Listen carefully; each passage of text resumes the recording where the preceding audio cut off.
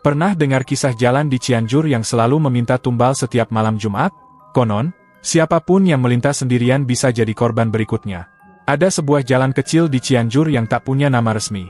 Penduduk setempat menyebutnya Jalan Angker. Di siang hari, jalan ini tampak biasa saja.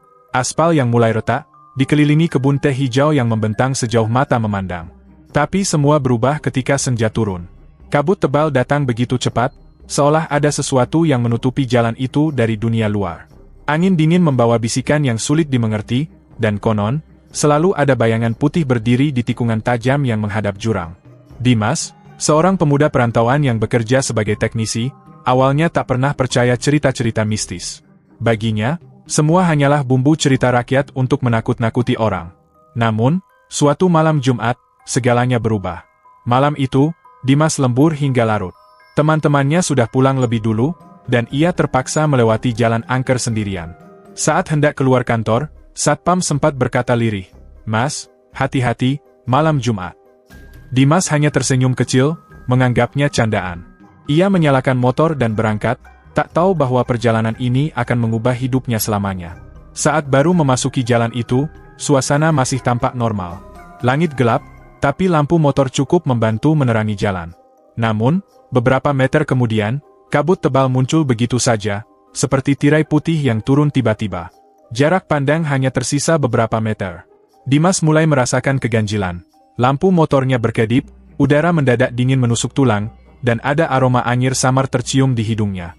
Jantung Dimas berdegup kencang. Ia menggenggam setang motor lebih erat, mencoba fokus. Tapi suara aneh terdengar, seperti langkah kaki di balik kabut, mengikuti laju motornya. Ia menoleh cepat ke kanan dan kiri, tak ada siapapun.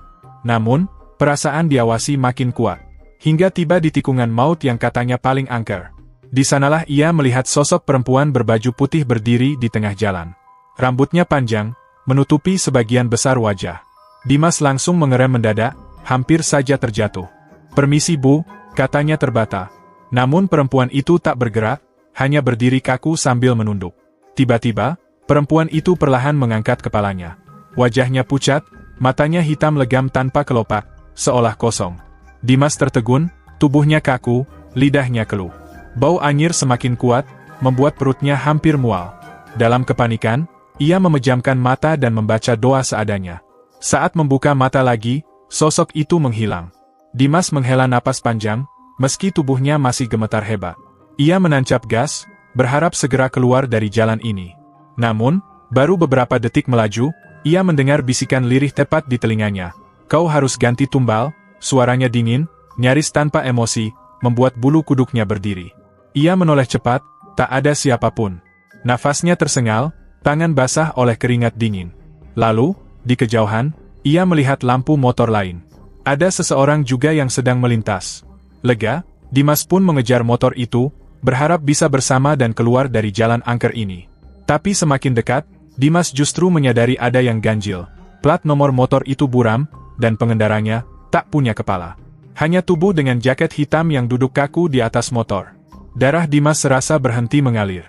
Ia menarik napas panjang, menoleh sebentar ke kanan, dan sekali lagi mendapati sosok perempuan berbaju putih berdiri di tepi jalan, menunduk sambil memegang sesuatu seperti boneka lusuh.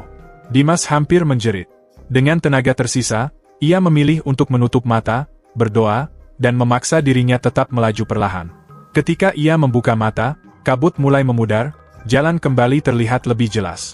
Tanpa pikir panjang, ia tancap gas sekuat-kuatnya hingga sampai di ujung jalan. Sesampainya di rumah kontrakan, tubuhnya masih gemetar hebat. Dimas langsung mengunci pintu, menyalakan lampu, dan duduk di sudut ruangan.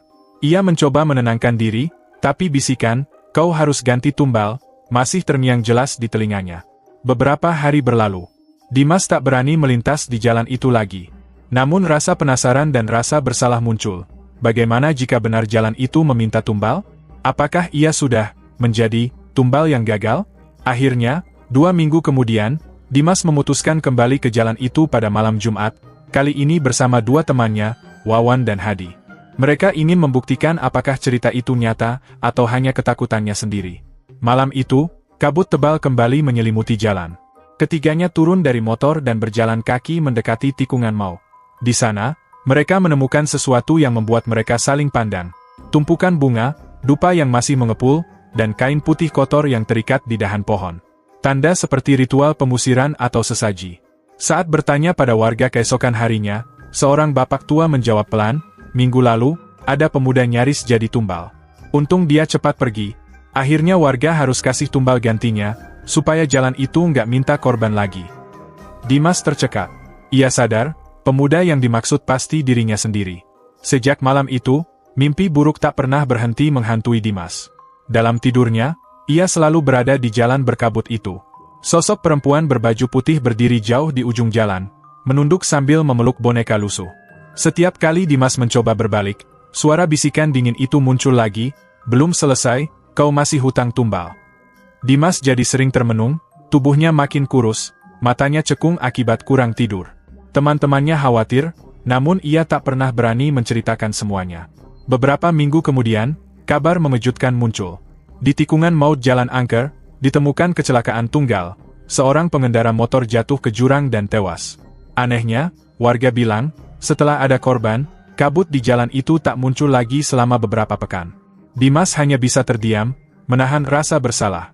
Ia sadar, ia selamat, karena ada orang lain yang menggantikan.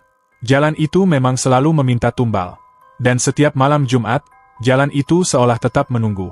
Entah siapa yang akan jadi korban berikutnya.